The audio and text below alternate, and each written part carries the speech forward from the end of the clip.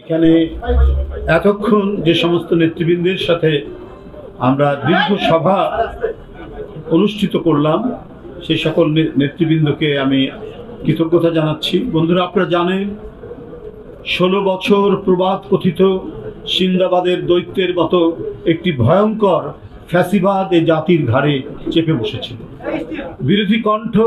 বিরোধী কণ্ঠস্বর, বিরোধী দলের রাজনৈতিক সভা সমাবেশ এবং রাজনীতি করার যে গণতান্ত্রিক এবং মৌলিক অধিকারকে ছিন্ন বিচ্ছিন্ন করে সেই আওয়ামী ফ্যাসিস্ট এখানে এক ভয়ঙ্কর রাজত্ব কায়েম করেছে। একজন ব্যক্তি তার মদগর্বী আচরণ, তার হিংসাশ্রয়ী ঔদ্ধত্য এবং নির্মম অহংকার দিয়ে দেশ পরিচালনা করেছেন। আর এই দেশ পরিচালনা করতে সমালোচনার আশ্রয় নিয়েছেন, সমালোচনা করেছেন। তাদের আশ্রয় হয়েছে হয় আয়নাঘর, না হলে চিরদিনের জন্য নিরুদ্দেশ, আর তা না হলে তার লাশ পড়ে থেকেছে খাল, বিল, নালা কোনো জায়গায়। ক্রসফায়ার আর গুম ছিল আওয়ামী সরকারের আমলের নিত্যদিনের সংস্কৃতি। অত্যাচার, নিপীড়ন, নির্যাতন, মিথ্যা মামলা, কারাবাস, এইটি ছিল বিরোধী দলের নেতাকর্মীর ভাগ্যের লিখন। বন্ধুরা আমার, আর এই পরিণতির চরম বহিঃপ্রকাশ ঘটেছে এদেশের কোটি কোটি মানুষে তাদের সমর্থিত একজন মানুষ, দেশনেত্রী বেগম খালেদা জিয়া। গণতন্ত্রের জন্য, হারানো গণতন্ত্রের জন্য যিনি বারবার লড়াই করেছেন, গণতন্ত্র পুনরুদ্ধার করেছেন, তার স্বামীর দেওয়া সেই বহুদলীয় গণতন্ত্রকে তিনি বারবার বিপন্ন হওয়ার হাত থেকে পুনঃপ্রতিষ্ঠা করেছেন। তাকেই করেছে টার্গেট শেখ হাসিনার ফ্যাসিবাদী দুঃশাসন। তারা এবং তাদের প্রভুরা এদেশ থেকে জাতীয়তাবাদী শক্তির শিকড় সহ উপড়ে ফেলার এক গভীর চক্রান্তের মধ্যে নিপতিত করেছিল এই দেশকে। দেশনেত্রী বেগম খালেদা জিয়াকে বন্দী করা হলো। তিনি অসুস্থ ছিলেন, তার চোখে অপারেশন ছিল, অস্ত্রোপচার করা হয়েছে।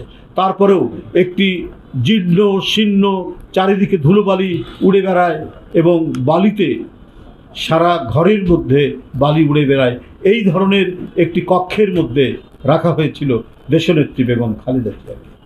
তিনি যাতে আরও অসুস্থ হয়ে পড়েন, তিনি যাতে আরও বিপন্ন হয়ে পড়েন, এই ধরনের গভীর চক্রান্ত চলেছে। তাদের আন্দোলনের ফসল তারা চেষ্টা করেছে আরেকজন জাতীয়তাবাদী নেতৃত্বের প্রতীক, জাতীয়তাবাদী শক্তির প্রতীক জনাব তারেক রহমানকে শারীরিকভাবে নির্যাতন, নিপীড়ন করে চিরদিনের জন্য তাকে পঙ্গু করে ফেলা। কিন্তু আল্লাহর অশেষ রহমতে তারা আজও আছেন, গোটা জাতিকে নেতৃত্ব দিয়েছেন, সুসংগঠিত করেছেন এবং হাসিনার দুঃসহ দুর্বিসহ তার যে স্বৈর শাসন, সেই শাসনের বিরুদ্ধে গণতান্ত্রিক শক্তির ঐক্য বজায় রেখে তাদেরকে লড়াই সংগ্রামে প্রবৃত্ত করেছেন। বন্ধুরা আমার, আপনারা জানেন সেই অবিরাম এবং নিরন্তর সংগ্রামের মধ্যে দিয়ে বিজয় লাভ করেছি গত বছর 5ই আগস্ট।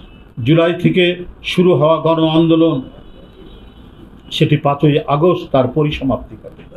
সেই নিষ্ঠুর ফ্যাসিবাদ পতন ঘটে, সে পালিয়ে যেতে বাধ্য হয়। কিন্তু তার রক্ত পিপাসু, তার যে চৈতন্য, তার রক্ত পিপাসু, তার আকাঙ্ক্ষায় কত তরুণ তরুণীর জীবন চলে গেছে, কত শিশুর জীবন চলে গেছে, কত রিক্সা শ্রমিক এবং শ্রমিকের জীবন কেড়ে নিয়েছে সে।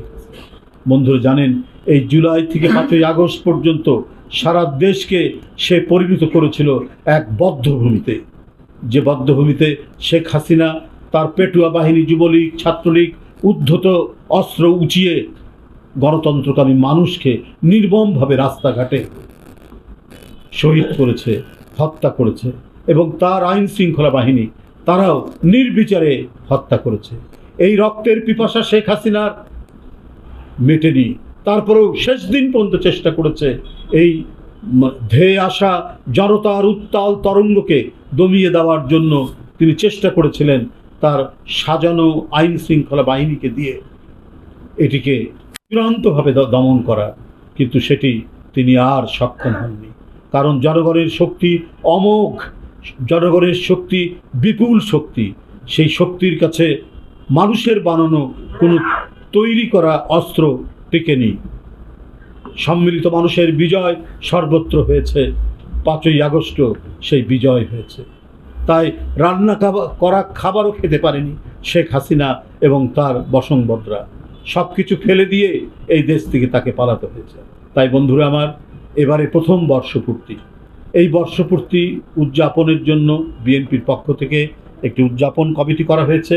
এর শিরোনাম দেওয়া হয়েছে জুলাই আগস্ট গণ অভ্যুত্থান, শোক ও বিজয়ের বর্ষপূর্তি পালন কমিটি। বন্ধুরা আমার, এই কমিটিতেই যারা আছেন আমি তাদের নাম এখন আপনাদের সামনে পড়ে শোনাচ্ছি।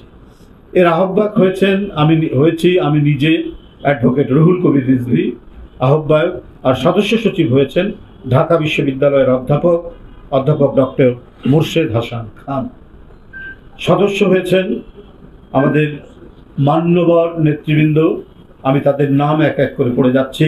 খায়রুল কবির খোকন, হাবিবুল নবী খান শহীদ যারা আমাদের যুগ্ম মহাসচিব, শহীদুদ্দিন চৌধুরী যুগ্ম মহাসচিব, অ্যাডভোকেট আব্দুল সালাম আজাদ যুগ্ম মহাসচিব, সৈয়দ ইমরান সালে প্রিন্স যুগ্ম মহাসচিব। এখানে সদস্য হয়েছেন আমাদের মিডিয়া সেলের আহ্বায়ক অধ্যাপক ডাক্তার মওদুদ হোসেন আলমগীর পাভেল। সদস্য হয়েছেন ডক্টর মাহাদি আমিন আমাদের চেয়ারম্যানের উপদেষ্টা। সদস্য হয়েছেন প্রচার সম্পাদক সুলতান সালাউদ্দিন টুকু। সদস্য হয়েছেন ছাত্র বিষয়ক সম্পাদক রকিবুল ইসলাম বকুল। সদস্য হয়েছেন সাংগঠনিক সম্পাদক কাজী সাইয়দুল আলম।